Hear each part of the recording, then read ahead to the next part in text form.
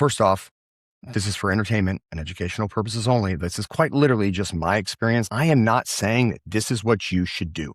I am letting you know how I got to where I am in hopes that maybe somebody can relate to it. So do not do anything without consulting with your physician. And welcome back. I don't have a name for this yet. If anybody has an idea of what I should call this thing, by all means, please let me know.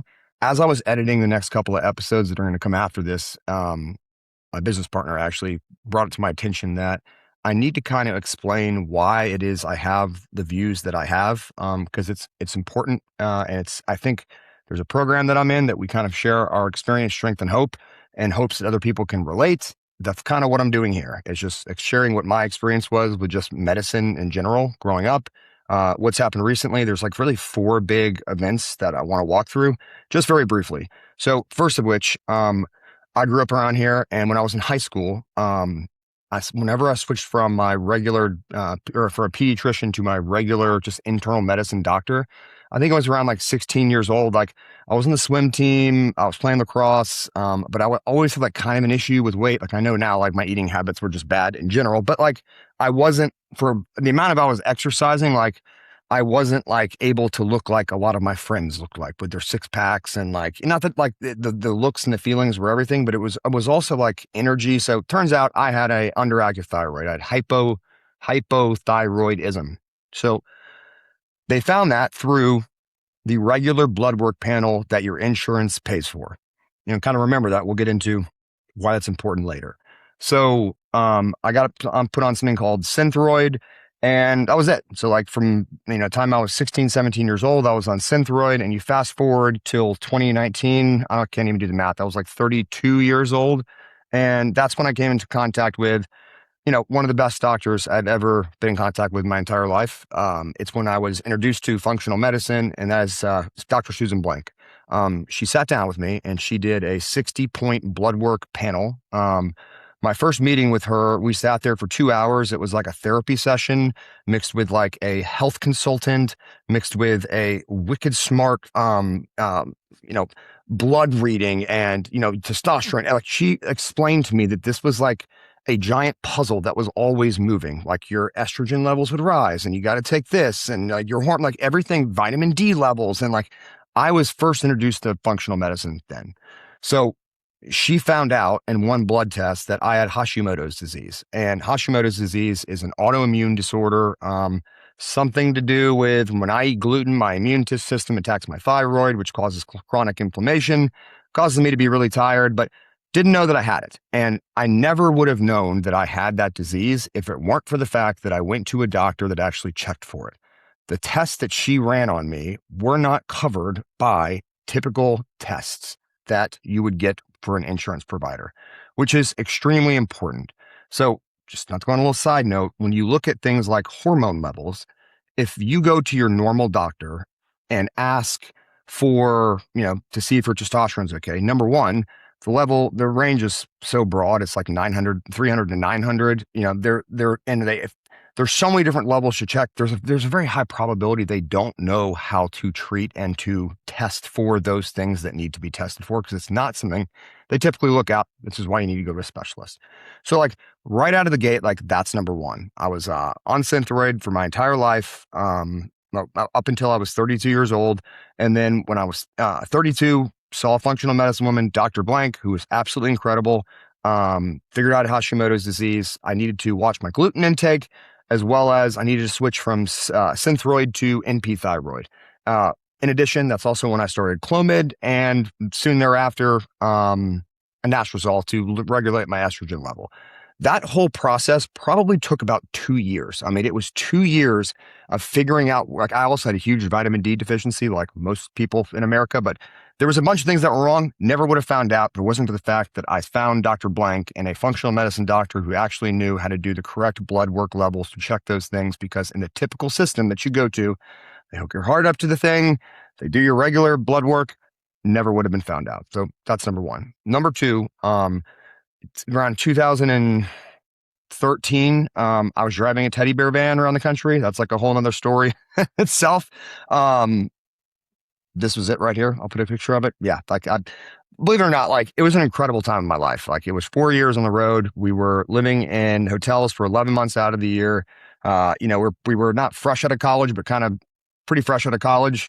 Partying like rock stars, having a blast. We were doing charity events at hospitals. We were giving out stuff at retail centers. We were doing state fairs and carnivals. We turned into carnies. We got to cross the United States like 30 times. It was incredible. But this crazy thing happened at the end of 2012, and I fell in love. And this woman that I was in love with, who's soon to be my wife, I didn't know at the time, obviously, but she had her stuff together and she had a great job and she was put together. And I knew that I needed to start focusing on my career and start thinking about what I was going to do long term. So the way I used to live was I used to make decisions based upon what I thought people wanted me to be. I had no interest in pharmaceutical sales. I studied agricultural economics when I was in college. Was really too busy being an idiot to really focus on my career, but I just thought, pharmaceutical sales, like that's something that people would respect upon. Like, I'm going to go into that.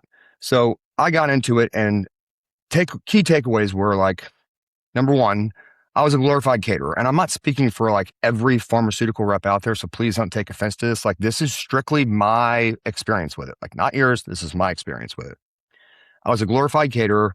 It wasn't about which medicine had the best end result for the patient. It was about which rep was the best looking, or that brought the best lunch, or had the best relationship with the doctor. Like, and it was money, money, money, money, money. Like, the company that I worked for turned out to be a bunch of losers, to say the least. It was all about titration, titration, titration. There's even a video from a sales meeting. I think that was right here that went viral at one point in time. And it was all about making money, reimbursement, screwing the US government. It was atrocious looking back on it. I was young, I was dumb, really didn't know better. The guys on my level were actually trying to do it the right way, and we were figuring out like, hey, why can't we get ahead like the ones that are in the top 10? And reason being was they were essentially doing kickbacks. Like, they were finding subject matter experts on the drug, and this still happens, but not to the extent that it was happening here. And they pay that physician to go have dinner or a meeting with a bunch of other physicians to teach them about the drug, to basically say, this is how I'm using it, this is why it's so great, so on and so forth. And I'm not saying that's bad. I'm not saying that you can't do that legally in a correct way, but my experience was it was a way to pay physicians to promote the drug. It was a kickback. Now, later on, the company got into a ton of trouble for all of this stuff. They made a movie about it, and there was an HBO documentary. But again, I'm sure not all pharmaceutical companies were like that, but you have to understand, like, that's my experience with it. So like, I came in and I watched. It was about money, had zero to do with the patient, had zero. It was about screwing the U.S. government for reimbursement and screwing the patient and getting as much money as I can out of them and titrating them up as quick as possible. And it was, hey, money, money, money. Go out there, do whatever you have to do, and dress up in a costume about titration and get on stage. And it was just like this disgusting world of just money hungry, absolute savages. Now, a lot of them ended up getting arrested. But again, not saying all of them are like that, but I do know the industry.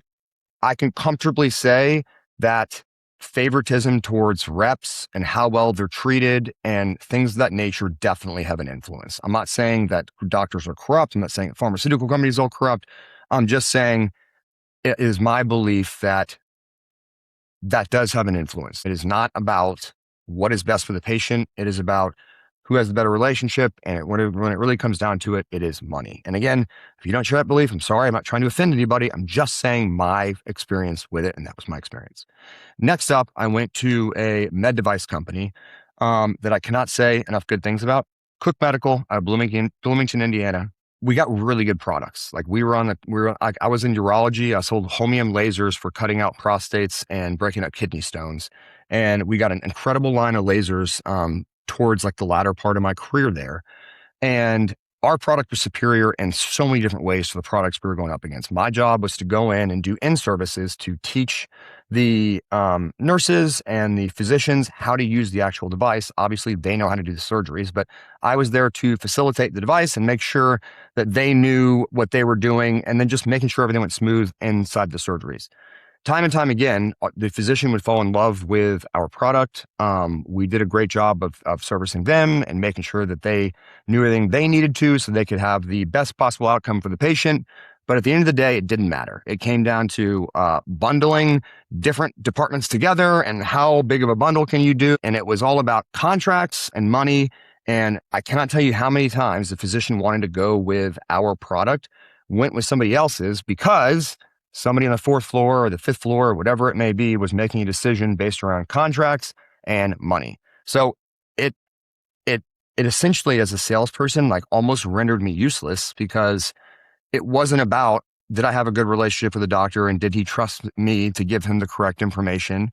And did he trust that I had the best product? It wasn't about that. It wasn't about, did we have the best product? At the end of the day, it was not about the patient or what was best for them. It was about money, and it was about who could get it the cheapest. Now, I am not putting this on the hospitals. Like, again, it's not on the physicians. It's not on the reps. It's not on the hospitals. It's not on the woman on the fourth floor. It is the system. Like, it is the healthcare system that it is driven about money, and it is not patient first, in my opinion. So, no resentment towards the physicians or the pharmaceutical company or the med device company. Like, it is strictly towards the system, and which I'll get into in a second. So, last thing, you look at a year and a half ago, and without diving too much into my personal information, like, screw it, I'll throw it out there. I got put on an antidepressant, and I feel like, as a man, that's just kind of embarrassing to say, but I think it's important to share this. Like, I chose, when I became a co-parent, I was not going to chase money. I was not going to focus on my career. I was going to focus on one thing and one thing only. That was my kids. I was going to keep a job to where I could be with my kids every second that I was allowed to be with them, which wasn't a lot at the time, unfortunately. But be that as it may, that was my focus, was being with my kids. And when that time grew over time, and I eventually got to a 50-50 custody place, which is where things should be, by the way.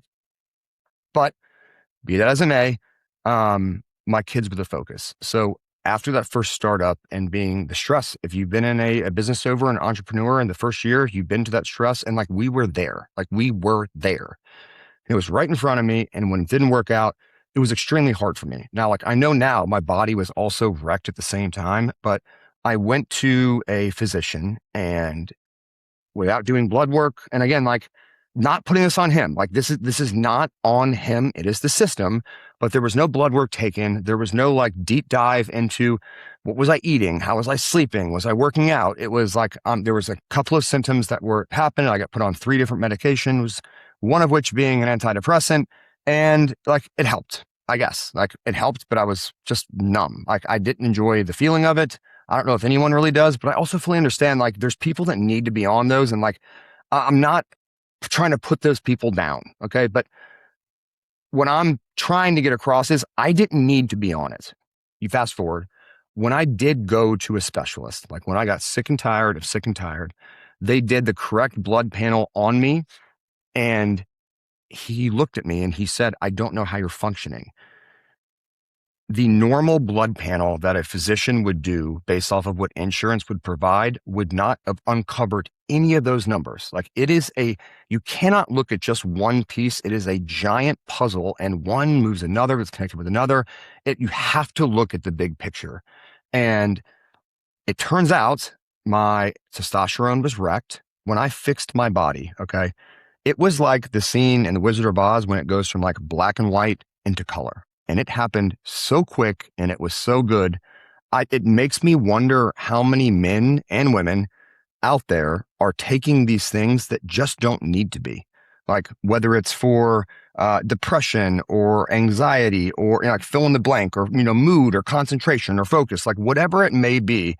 It makes me wonder how many people were like myself, and that wasn't the issue at all. Because the second I fixed my body and my hormone level.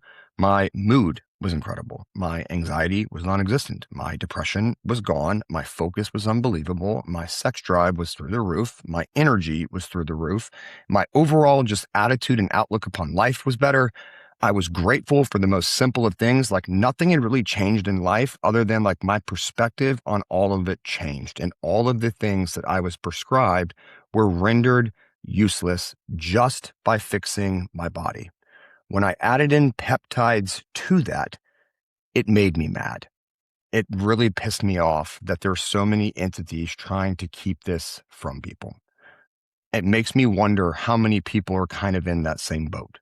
So those four different things, the not knowing that was actually going on my thyroid and having Hashimoto's disease, seeing behind the curtains of the pharmaceutical sales industry, seeing behind the curtains of the med device industry, and going through what I went through over the last year and a half, being on things that I didn't need to be on. So from where I'm sitting, I have deemed that I am safer replenishing levels in my body through the use of short chain amino acids already in my body rather than medicine. I would much rather manage my own health. I would take that any day of the week over living my entire life fixing problems on the back end and putting medications in my body that have more side effects than they have actual ways of helping people.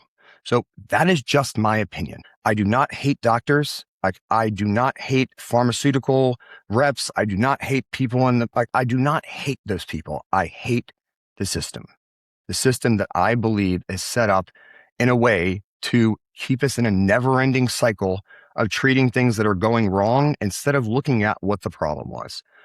I was not depressed. I was not all of these things, and that would have gone on for years and years and years. All I did was fix the actual root of the problem, and not only did those disappear, life got exponentially better. So that is a nice backstory on me. Thank you guys so much for listening. Once again, I hope somebody got something out of this. If you could help me out with the name, that would be fantastic. Love you guys, and thanks for listening, and can't wait to see what's coming on next. Let's go, baby. Let's go. Good night.